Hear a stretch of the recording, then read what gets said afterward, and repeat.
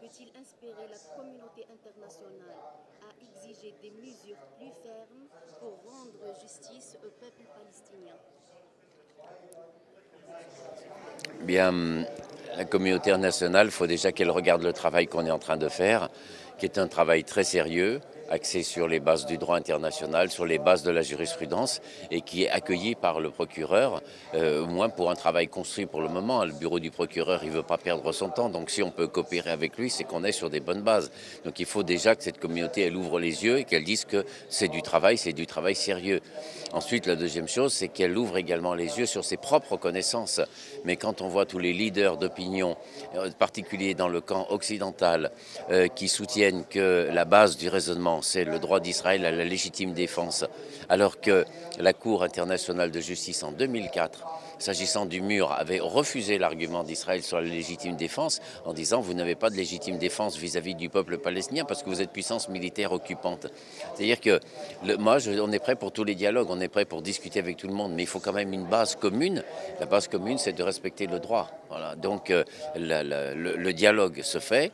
L'affrontement juridique se fait, mais il faut quand même une base commune. Et beaucoup de dirigeants occidentaux et de leaders d'opinion perdent la tête actuellement. Donc notre procédure, elle est là pour qu'ils remettent les pieds sur terre.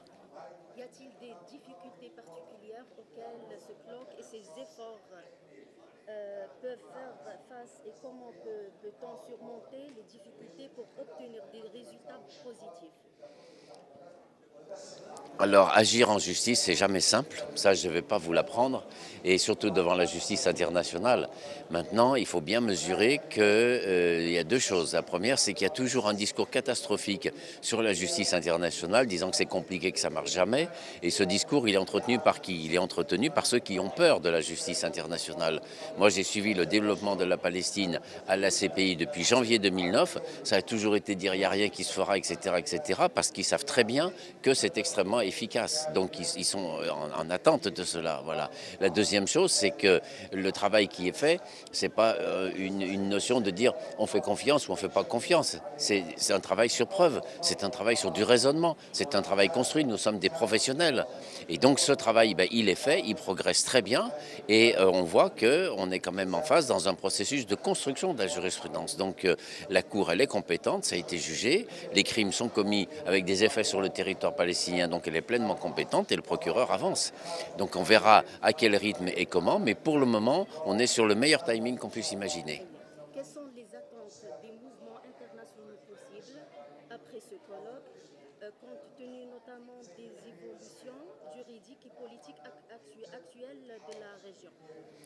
Eh bien, moi, je répondrai peut-être prudemment à votre question parce que je dis qu'il faut bien distinguer le juridique et le reste. À savoir que nous nous sommes très attachés avec notre armée d'avocats à amener un espace nouveau, une réalisation nouvelle, c'est-à-dire la défense intangible des droits des Palestiniens, quels qu'ils soient, d'où qu'ils viennent, quelle que soit la situation rencontrée. Un Palestinien a un problème de droit, il pourra s'adresser à nous, il y aura toujours une réponse.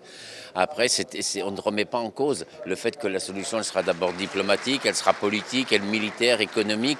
Et donc tout ça, ce sont des réseaux qui existent. Quand, par exemple, on voit le président Tebboune qui fait sa déclaration, elle est nourrie du juridique, vu qu'il dit que c'est une plainte qu'il faut soutenir. Mais c'est la puissance diplomatique d'un grand État qui parle. Et les groupes aussi existent, de la politique jusqu'au culturel, sur tous les aspects, pour se faire entendre. Donc simplement, il faut que chacun comprenne que l'idée d'un Palestinien qui est muet sur ses droits, parce qu'il n'a pas le porte-parole possible, ça a pris fin, vu que maintenant on est là. Y a-t-il des attentes de réaction des autorités israéliennes ou de la communauté internationale en général à l'égard de cette plainte et comment ces réponses peuvent-elles affecter l'état d'avancement de l'affaire? Écoutez, il n'y a absolument aucune attente de la part des dirigeants israéliens. Pourquoi? Parce que je suis devant une juridiction qui a rendu un arrêt le 5 février 2021 en disant que la Palestine est un État et qu'elle a compétence pour une compétence souveraine, cet État, sur des territoires, la West Bank, Gaza, Jérusalem-Est, et que le gouvernement de l'État de Palestine pouvait transférer ce dossier à la Cour. Bon, et à la suite de quoi, les dirigeants israéliens ont dit que c'était une cour antisémite, premièrement, et donc qu'elle interdisait aux Juifs de vivre en Palestine, et deuxièmement, qu'ils ne connaissaient rien au droit, et donc le procureur général d'Israël a fait toute une étude, que j'ai d'ailleurs étudiée et démontée, qui fait 25 pages, où il fait une nouvelle théorie du droit international. Donc on leur dit, vous voulez débattre, ben, venez. Mais par contre, respecter la règle du jeu. La règle du jeu, c'est qu'il faut accepter l'arrêt du 5 février 2021. La Palestine est un État, c'est le droit international qui s'applique. Ensuite, on est prêt au dialogue avec tout le monde. Ça, c'est la question des avocats. Et encore une fois, c'est le fondamental de notre métier. On est dans la contradiction, on est dans la discussion. Mais il faut respecter la règle du jeu.